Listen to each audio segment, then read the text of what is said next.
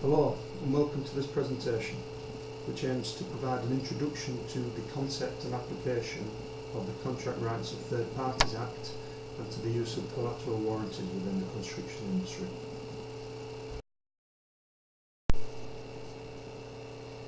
To begin with, we must first understand what is meant by privity of contract. Privity of contract is the term which indicates the direct linkage which exists between the parties to a contract. To put this another way, in English law, the rights and obligations created by a contract may only be enforced by and to the parties of that contract. On the one hand, this is effective in protecting the parties from claims made by strangers. On the other hand, though, there are occasions where it is appropriate to extend the rights and obligations formed by a contract to people or organisations outside of the direct contractual arrangement.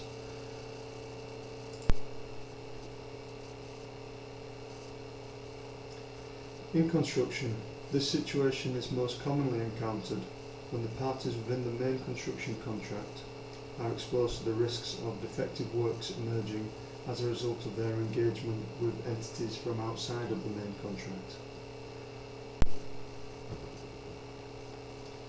To put this into context, let us examine the relationship between the client and the main contractor in the project scenario. Under a standard building contract, such as the JCT Standard Building Contract with Quantities, the contractor, R.G. Carter, is appointed directly to the employer, who we shall refer to as the client. Between those two parties there is a direct contractual link, so privity of contract is established, and if there is an occurrence of defective work, then the client will be entitled to claim against the contractor, R.G. Carter. However, the contractor will commonly engage with designers, such as an architect or a structural engineer, during the undertaking of the works.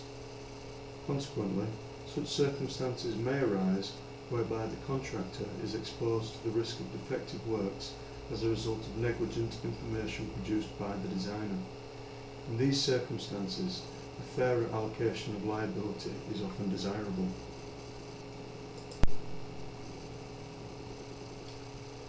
In response to this need, there exist the Contract Rights of Third Parties Act 1999 and of Collateral Warranties. To begin with, we will examine the Contract Rights of Third Parties Act. The legislation was enacted in law in May of the year 2000 with the intention of providing a facility which provides for privity of contract to third-party beneficiaries.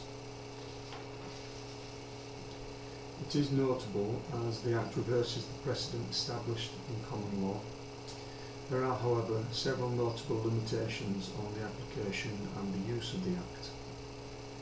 For instance, if the parties to the contract so choose, they can expressly renounce the application of the Act within the contract terms of the main contract, and therefore negate the intended effects of the Act. The Third Party Act has the option to enforce the Act only where its provision is expressed within the contract. At the point when this contract is formed, the third party does not need to exist. It may instead be described by its class or distinction, which allows the employer to make the contractor liable to the future owners of the building for the cost of any subsequent defective works. Where the provision for the Act is granted, it will afford the third party the same rights of enforcement as those available to the principal parties of the contract, but these remain subject to the terms and conditions of the main contract. Moreover, the provisions of the Act negate the requirements for architects, engineers and surveyors to provide collateral warranties, as these can now be included in their professional service contracts. At the time of the enactment, the JCT initially excluded the use of the Act in its standard forms of contract. However, since 2005, the changes made across its suite of contracts now make the use of the Act. Part 2 of the contract particulars now caters for the addition of third-party beneficiaries. It is noteworthy though that the use of the Contract Rights of Third Parties Act invokes risk on behalf of the principal parties to the contract. Once established, these rights cannot easily be revoked.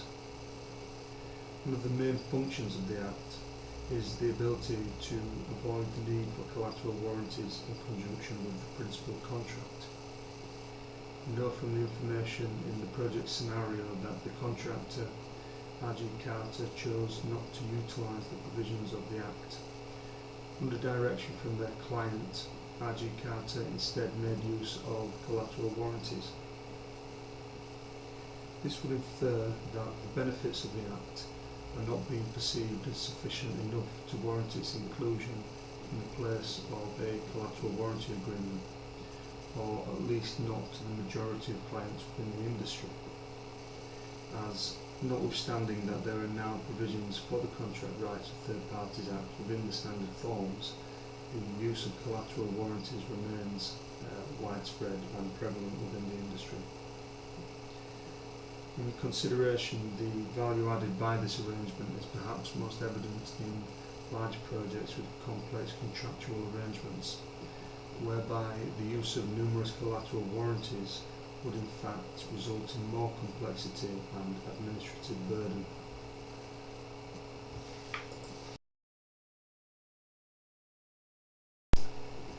Collateral warranties. A collateral warranty is a contract which is to be used in conjunction with the principal contract to extend privity of contract to third parties. The distinction, though, is that whilst the Contract Rights to Third Parties Act is integrated within the principal contract, a collateral warranty is a contract in its own right which runs in parallel to the main contract. Prior to the use of collateral warranties, disputes were resolved via the route of contractual breach, or when there was no privity of contract through the law of negligence. However, over time, legal precedents were established which weakened the plaintiff's position, and this considered to be the main driver for the increased use of collateral warranties in the industry. As the law surrounding negligence changed, specifically as it relates to the limitations placed on the contractor's liability, in that the contractor no longer required to compensate for economic loss, and this has led to many parties seeking to protect their involvement in the project by requiring a direct contractual relationship between stakeholders. This is perhaps most evident in the growth in demand for the use of collateral warranties during the 1990s. In a collateral warranty, a third-party beneficiary, such as the purchaser or tenant of the building, is afforded the rights of action against the contractor who built the building, but also the consultants who designed it. In the event of defective works emerging post-occupancy, then the tenant or purchaser is then entitled to recover the cost of the corrective works from the party who was at fault. When the employer is the developer, though, there is the prospect that once the development has been moved on, which is to say sold in some capacity, the purchaser is removed from the contractor and the design consultants simply by the change of the legal arrangements. In these circumstances, a collateral warranty entered between the contractor and the purchaser gives the tenant the same rights as the developer. Where the future tenant or owner is not known during the formation of the construction contract, a clause may be added which requires the contractor to enter a collateral warranty with the tenant or owner once their identity becomes apparent.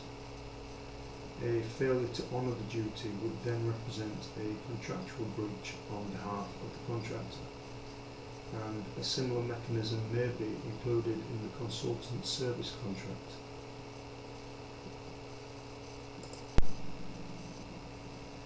The purpose and use of a collateral warranty is like the manufacturer's warranty one receives with the purchase of a car. However, in construction, it is not just the purchaser the owner or the tenant who requires the security afforded by a collateral warranty. Project funders typically require collateral warranties for security in the event that the employer is unable to meet the terms of the finance agreement. With the warranty in place, the funder is empowered to replace the employer under the terms of the main contract. In addition to the appointment of consultants through professional service contracts, there are also significant contributions to consider from subcontractors, particularly where the subcontractor undertakes to design and/or construct substantial elements of the building. In the event of main contractor insolvency, purchasers, tenants, funders and the employer may all require direct rights of action to be able to recover costs which arise from the defective subcontractor work or design. The use of collateral warranties throughout the industry created the demand for standard forms of contract. In response to this need, there exists a range of industry standard forms, such as JCT purchaser or tenant and JCT funder and specified subcontractor warranties, and the industry consensus is that these forms represent a fair allocation of liabilities. Nevertheless, consultants are frequently expected to complete non-standard forms. These agreements should be considered carefully, as the consultant's liability to use reasonable skill and care may be increased to cover fitness for purpose, though this may be perceived to allude to the basis of the prolonged and widespread use of the collateral warranty in the period after the implementation of the Contract Rights of Third Parties Act, which is to say that the functionality of the agreement is further enhanced by the flexibility afforded by a bespoke agreement. Construction projects are inherently complex, and their interdependent and varied nature of stakeholders' contributions requires a nuanced approach to be managed successfully. In the project scenario, we are informed that the client's request was for the use of collateral warranties. It is notable, though, that the client's insistence was that they were to provide the wording. Herein lies the appeal of the collateral warranty to the client, the ability to protect their stake in the project. Thank you.